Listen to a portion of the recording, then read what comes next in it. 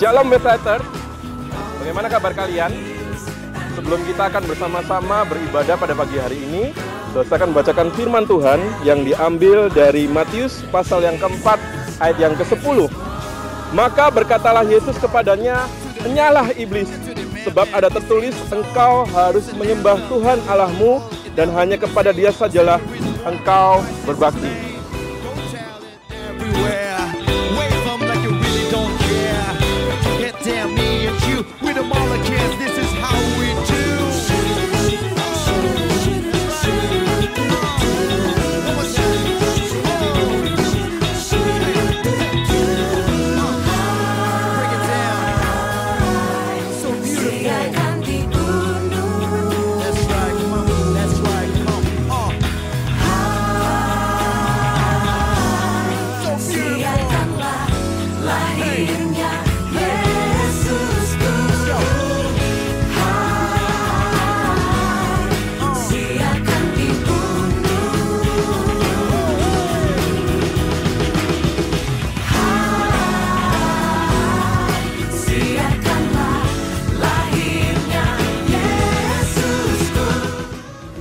Shalom teman-teman, hari ini kita memasuki Minggu Advent yang ketiga.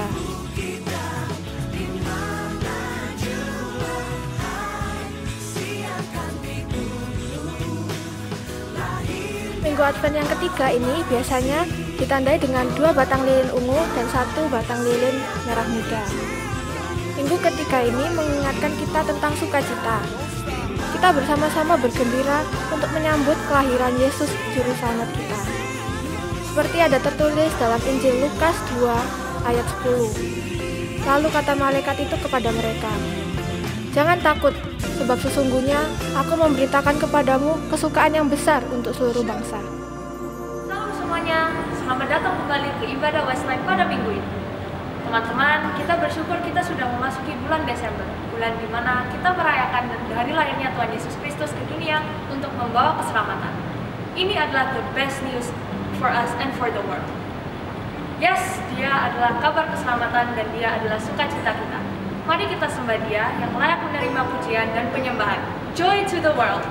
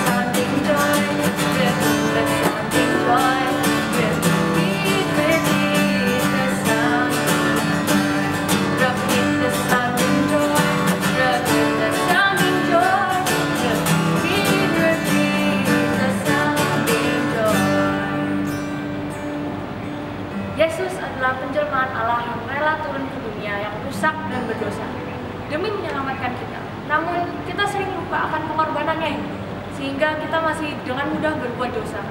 Ini saatnya kita menundukkan diri di hadapannya, mengaku dosa dan mohon ampunannya.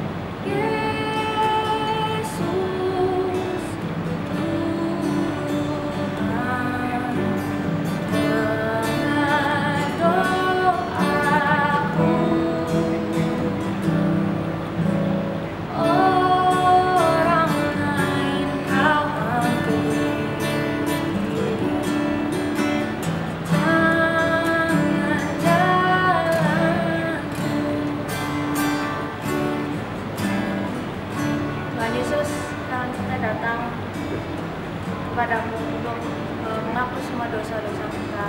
Terima kasih karena Engkau sudah datang ke dunia ini hanya untuk menghapus dosa kita, dan kita masih bisa berdosa di hadapan Tuhan. Kami meminta ampun, kami minta hikmat-Mu supaya kita bisa terus berjalan di jalan Tuhan, dan tolong ampuni kita dan semua kesalahan yang kita telah berbuat di nama Tuhan. Amin. Di hadapan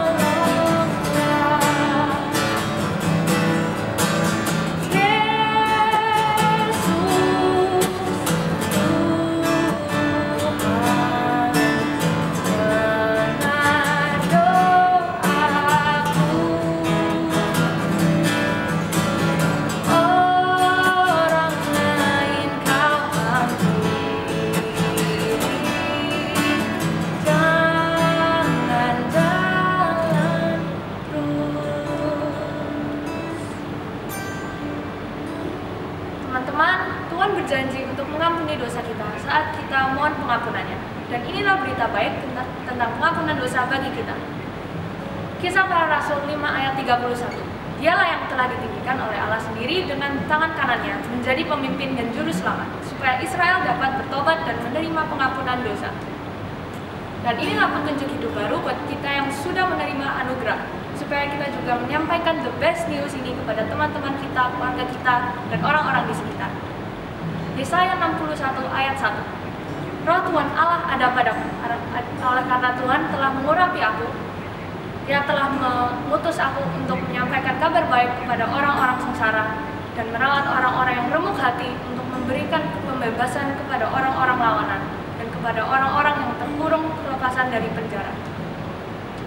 Yuk semuanya, kita nyanyikan lagu berikut ini sebagai komitmen kita untuk terus memberitakan the best news itu, kapanpun dan dimanapun.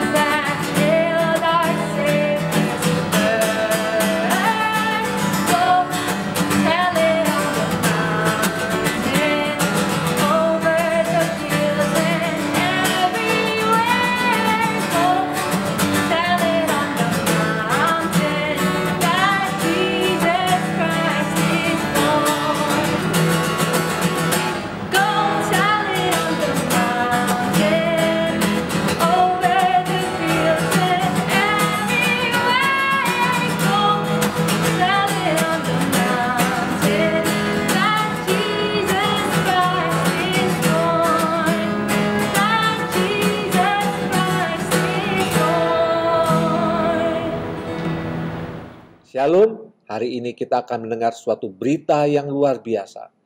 Berita yang terindah, berita yang terbaik, berita yang dikhususkan bagi kita, manusia ciptaannya, dan terutama bagi engkau, kaum muda.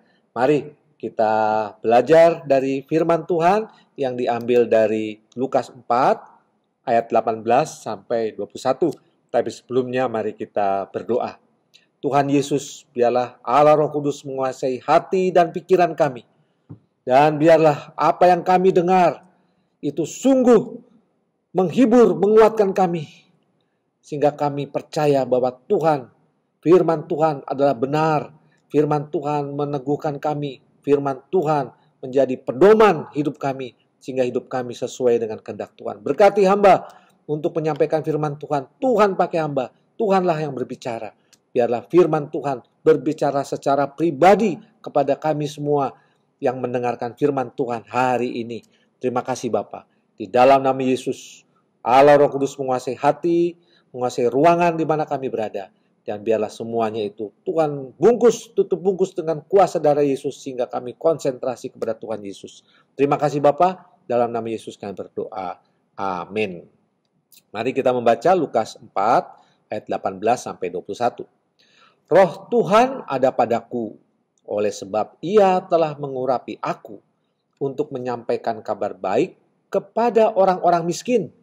Dan Ia telah mengutus aku untuk memberitakan pembebasan kepada orang-orang tawanan dan penglihatan bagi orang-orang buta, untuk membebaskan orang-orang yang tertindas, untuk memberitakan tahun rahmat Tuhan telah datang.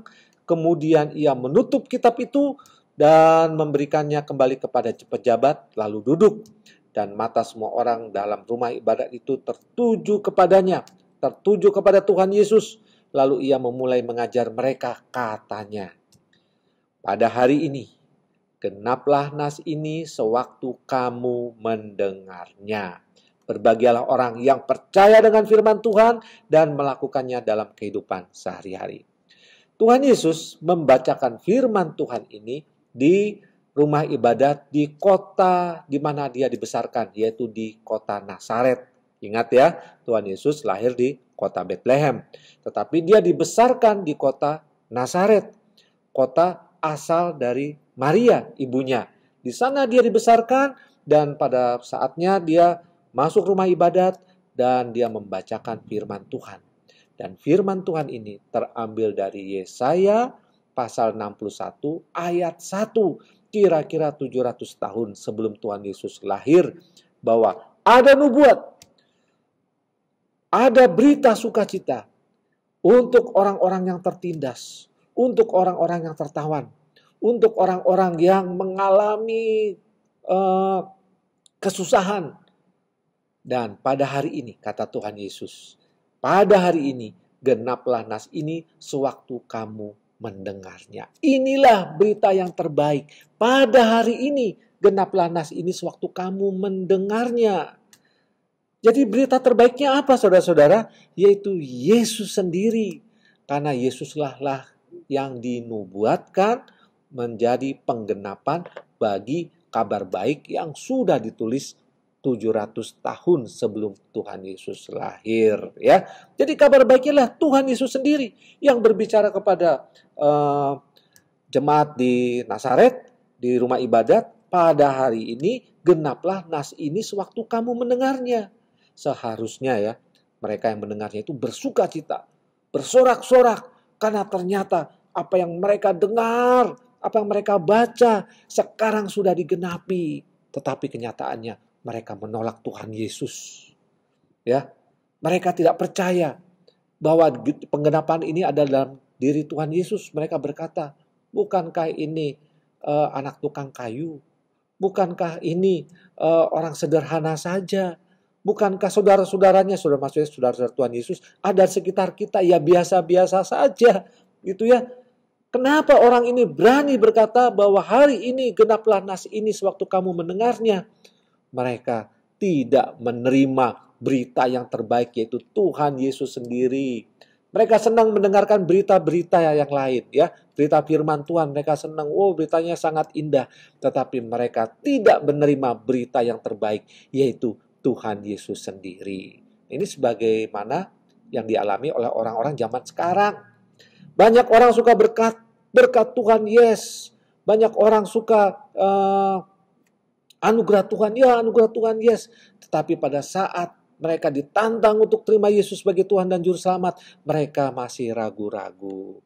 Mereka tidak percaya bahkan apa benar Tuhan Yesus bisa menyelamatkan aku, ya.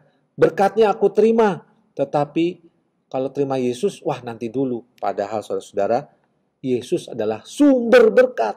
Mereka mau terima berkat, tetapi tidak mau terima sumbernya. Ini adalah ironis.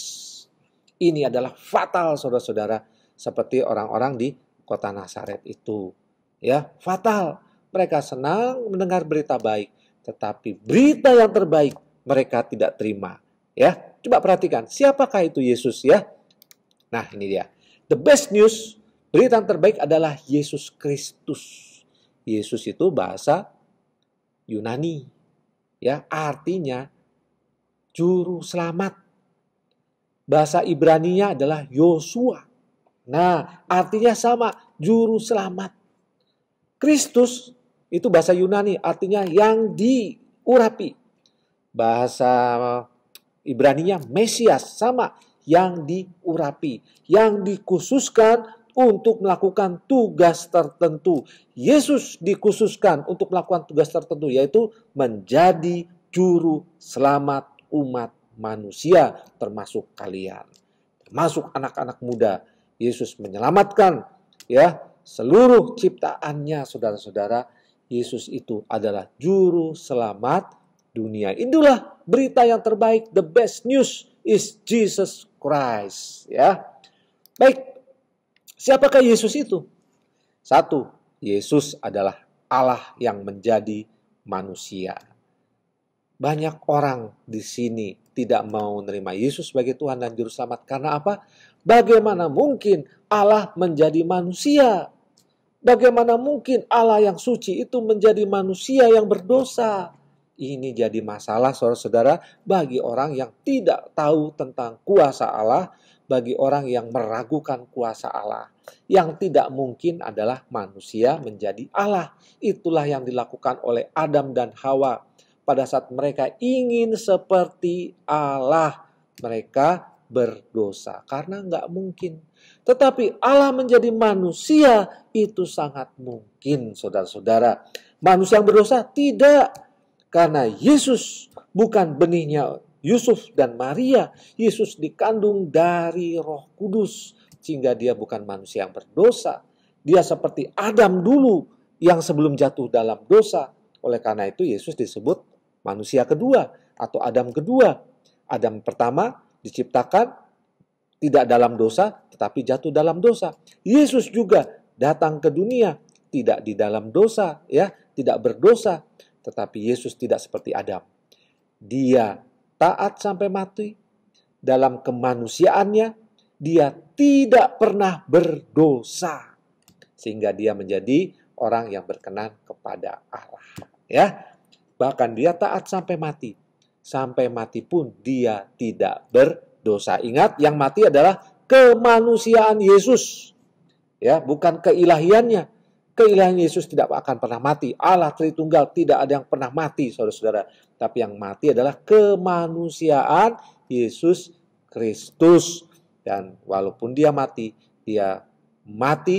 tidak dalam dosa. Tapi dia mati untuk menebus dosa. Yesus tidak berdosa. Sama sekali tidak berdosa. Allah yang menjadi manusia itu Allah yang manusia yang kudus, yang tidak berdosa, yang patuh kepada perintah Bapaknya. Dia diutus masuk ke dalam dunia. Dia adalah Allah yang menjadi manusia. Yang kedua, Yesus adalah Mesias. Yesus adalah Kristus. Ini gelar ya. Mesias Kristus itu ada gelar. Yesus itu adalah nama diri Yesus ya. Tapi Mesias Kristus ada gelar yang diurapi. Pada perjanjian lama yang diurapi itu nabi, imam, dan raja. Tetapi tidak ada seorang pun yang sekaligus menjadi nabi, imam, dan raja. Dan itu hanya pada diri Tuhan Yesus Kristus. Yesus adalah nabi. Yesus adalah imam. Tapi Yesus juga adalah raja segala raja. Yesus adalah juru selamat. Juru selamat siapa? Selamatmu, juru selamatku. Yesus datang ke dunia, dikhususkan, diurapi, mempunyai tugas khusus menjadi nabi, imam, raja untuk menjadi juru selamat. Baik, yang ketiga. The best news is Jesus. Yesus membawa kabar baik bagi orang miskin. Orang miskin pada saat itu adalah orang-orang yang terbuang. Orang yang dianggap tidak ada. Ini masalah saudara-saudara, ya. Ada tapi dianggap tidak ada. Seperti kalian. Di kelas ya, misalnya di kelas. Kalian ada tapi dianggap tidak ada. Teman-teman kalian ngobrol sama yang lain tapi tidak ngobrol sama dirimu. Wah, itu masalah. Menjadi stres, menjadi ancaman bahwa aku ini terancam, aku ini tidak punya teman siapa-siapa. Ada tapi tidak ada. Ada tapi tidak pernah ditanya. Ada tapi tidak pernah dianggap. Ada tetapi sepertinya tidak kelihatan. Itulah nasib orang miskin pada zaman Tuhan Yesus. Disepelekan, dibuang, dianggap, diharapkan tidak ada. Dan menjadi beban bagi masyarakat. Jadi orang miskin tuh kasihan banget ya. Kasihan sekali. Dan ini masalah remaja, masalah pemuda, masalah teenager ya. Kalau dianggap tidak ada, itu sangat menyakitkan. Ya, betul ya? Dosa mungkin pernah cerita tentang cerita ini. Ada di kelas 2 orang menyendiri saja. Ya, menyendiri saja. Dianggap tidak ada sama orang lain, sama teman-temannya. Tapi Lose sebagai orang baru, Lose datang dari sekolah lain, ya, dari kota lain, datang ke sekolah itu jadi orang baru. Perhatikan orang ini, berdua saja. Mojok gitu ya, ngomong berdua, makan berdua, segalanya berdua, kasihan. Lalu Lose datang kepada mereka. Kenalan yuk. Kita ngobrol yuk. Mereka senang banget. Mereka terus ngomong gini, kita ini tidak dianggap tidak ada. Itu teman-teman yang lain, aduh susah. Mereka nggak mau ngobrol sama kami. Wah, gitu ya, kasihan sekali. Dan bertahun-tahun selalu diceritakan kalau ngomong, kamu loh, sungguhan, kamu yang memperhatikan saya. Kami dianggap tidak ada, tapi kamu menganggap kamu ada. Menganggap kami ada. Waduh, hati saya senang banget ya. Bisa memperhatikan dan jadi berkat bagi orang yang diperhatikan. Ternyata itu jadi masalah bagi setiap orang. Dia ada tetapi dianggap tidak ada. Apalagi di rumah. Banyak orang bermasalah, anak-anak muda bersalah. Karena apa? Ada tapi dianggap tidak ada. Suaranya tidak didengar, pendapatnya tidak didengar. Ya, kalau mau ngomong disuruh diam, jangan banyak ngomong. Jadi ada tetapi dianggap tidak ada. Nasibnya bagi orang-orang miskin seperti zaman Tuhan Yesus, ya. Ini masalah. Yang keempat, Yesus membawa kabar pembebasan kepada yang tertawan. Tertawan apa? Tertawan dalam dosa. Statusmu, status manusia milik iblis, saudara-saudara. Tapi Tuhan Yesus membebaskan. Sehingga status iblis, milik iblis, berpindah menjadi statusnya milik Tuhan Yesus. Ini adalah kabar pembebasan. Ya. Baik, yang kelima. Yesus membawa penglihatan bagi orang buta. Ya, benar. Tuhan Yesus mencelikan orang buta secara jasmani. Bahkan orang yang lahirnya buta, yang tidak bisa disembuhkan. Tuhan Yesus memberi penglihatan bagi orang buta secara jasmani. Tetapi ada yang lebih parah dari penyakit jasmani, buta jasmani, yaitu buta secara rohani, saudara-saudara. Orang yang buta secara rohani itulah orang-orang yang menolak Tuhan Yesus, orang yang menolak Mesias, orang yang menolak berita nubuatan, dan menolak orang yang berkata, hari ini sudah genap ya nas ini. Mereka buta rohani. Dan yang lebih parah ya, yang lebih parah buta rohaninya justru orang-orang yang saleh, yaitu pemimpin-pemimpin rohani, pengajar-pengajar Alkitab. Mereka itu bagaikan orang buta menuntun orang buta, yaitu masuk lubang. Nah ini ya, tetapi Yesus berkata, akulah terang sehingga gelap gelita sirna.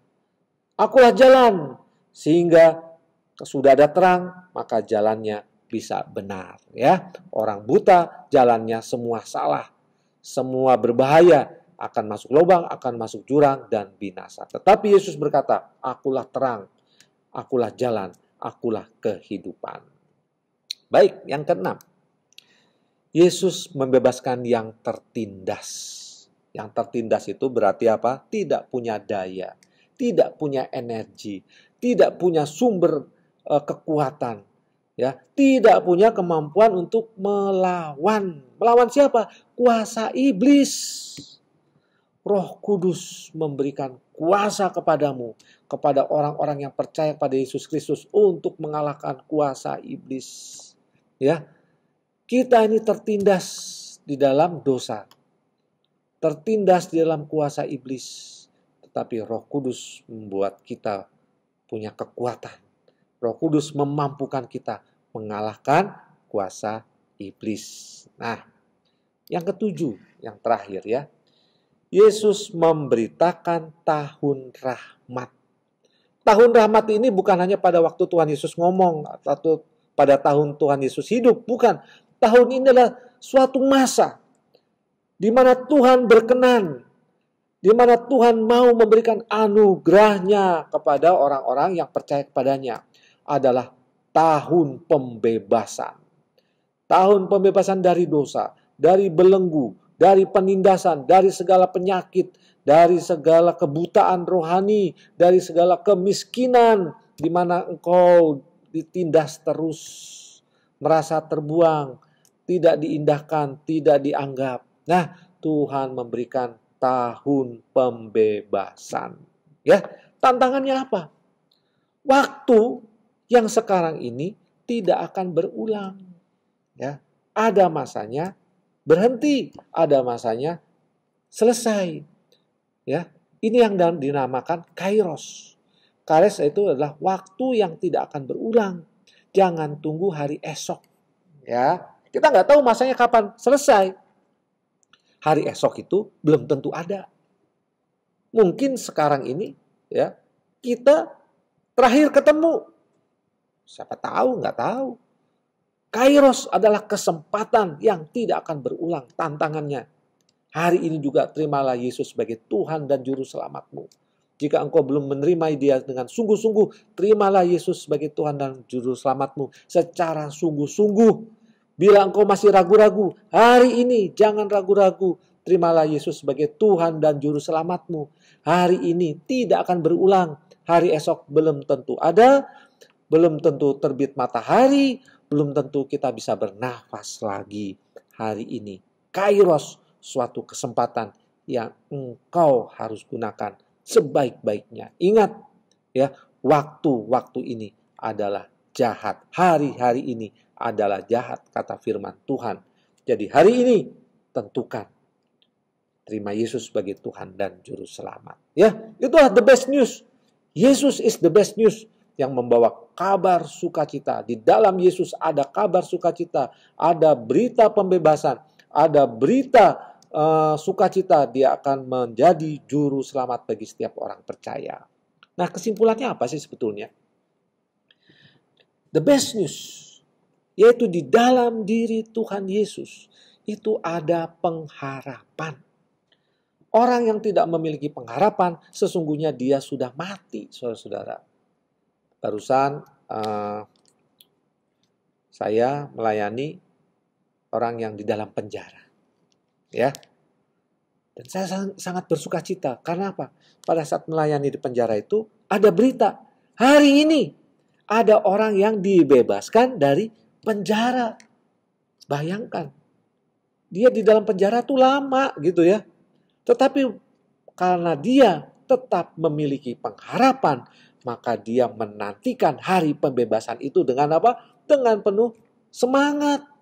Itulah maksud dari Tuhan Yesus. Bahwa kita sekarang mungkin dalam masa-masa kesusahan, dalam masa-masa yang tidak enak, masa-masa dalam masa COVID. Tetapi kalau ada pengharapan, ada harapan, yaitu dalam Tuhan Yesus itu sendiri, kita menjalaninya dengan penuh semangat. Ada harapan bagi orang yang tertindas di dalam dosa, yang terbelenggu di dalam dosa, ada kelepasan. Mungkin engkau sekarang terbelenggu dengan masalah pornografi. Ada harapan di dalam Tuhan Yesus untuk lepas. Mungkin engkau memiliki masalah dengan kemalasan. Tetapi dalam Tuhan Yesus ada harapan untuk meninggalkan kemalasan. Mungkin engkau sedang galau sekarang tentang masa depanmu, ya, tentang cita-citamu, tentang teman hidupmu. Di dalam Tuhan Yesus ada harapan sehingga engkau menantikannya dengan sabar, sehingga pada saatnya engkau akan memetik kesabaranmu itu, ya, harapanmu itu. Seperti orang yang di penjara tadi, dia tetap memiliki harapan dan dia dengan sabar menanti hari pembebasannya itu dengan penuh semangat. Inilah berita yang terbaik itu. Di dalam Yesus ada harapan. Di dalam harapan itu ada hidup. Yesuslah kehidupan. Akulah jalan kebenaran dan hidup. Ini penting sekali ya bagi anak-anak muda. Jika engkau memiliki harapan, maka engkau hidup. Dan harapan itu hanya di dalam Tuhan Yesus. Oleh karena itu, jika engkau sudah memiliki harapan itu, memiliki Tuhan Yesus, ya, hiduplah dengan penuh sukacita. Hiduplah penuh dengan semangat. Layanilah Tuhan dengan sepenuh hati, jiwa, ragamu, ya. Sekolahlah dengan penuh semangat, karena pada saatnya kau akan lulus, akan masuk ke universitas, akan bekerja, ya, menata kehidupan, dan itu ada tahapan-tahapannya. Harapan membuat engkau bisa berjalan dengan penuh semangat. Pada saat ini, jika engkau sudah memiliki harapan ini, ayo bagikan harapanmu itu kepada orang lain. Harapan itu hanya ada di dalam Tuhan Yesus. Ceritakan Yesus kepada orang lain, bahwa di dalam Yesus ada harapan, ada sukacita, ada damai sejahtera, ada masa depan, dan bahkan hidup kekal sudah engkau terima, sudah kita terima, sehingga kapanpun kita dipanggil Tuhan, kita akan langsung bersekutu dengan Bapa di surga. Ayo ceritakan ini kepada orang lain, kepada saudara-saudaramu, kepada orang di dekatmu, kepada teman-teman di sekolahmu, kepada adikmu, kepada kakakmu, kepada siapa saja yang ada di dekatmu. Mari kita berdoa. Tuhan Yesus, terima kasih. Tuhan menolong kami bahwa Engkaulah the best news. Tuhan Yesuslah the best news. Berita yang terbaik, berita yang terbesar, berita yang termula, yaitu Tuhan Yesus. Terima kasih Bapa, terima kasih. Biarlah kami hidup di dalam kebenaran Tuhan Yesus, di dalam harapan kepada Tuhan Yesus, sehingga kami menjalani hidup ini dengan penuh sukacita. Terima kasih Bapa. Dalam nama Yesus, Tuhan dan Juru Selamat kami hidup, kami berdoa. Teman-teman yang terkasih, kita telah mendengarkan firman Tuhan. Kiranya firman tersebut dapat kita simpan dalam hati kita renungkan, dan kita praktekkan dalam kehidupan kita sehari-hari. Sebagai bentuk ucapan syukur kita, marilah kita memberikan persembahan, baik persembahan mingguan maupun persembahan perpuluhan, melalui rekening di bawah ini. Setiap Sabtu, kita juga akan mengadakan kegiatan Westalk pukul 5 sore. Kegiatan Westalk tersebut akan dilaksanakan melalui aplikasi Zoom ataupun IG Live. ID dan password Zoom akan diinformasikan lebih lanjut. Karena kita masih dalam pandemi COVID-19, teman-teman diharapkan untuk selalu menerapkan protokol kesehatan dimanapun teman-teman berada, seperti mencuci tangan, menggunakan masker, maupun menjaga jarak di luar rumah. Nah, itu saja yang perlu saya sampaikan. Terima kasih dan see you next week.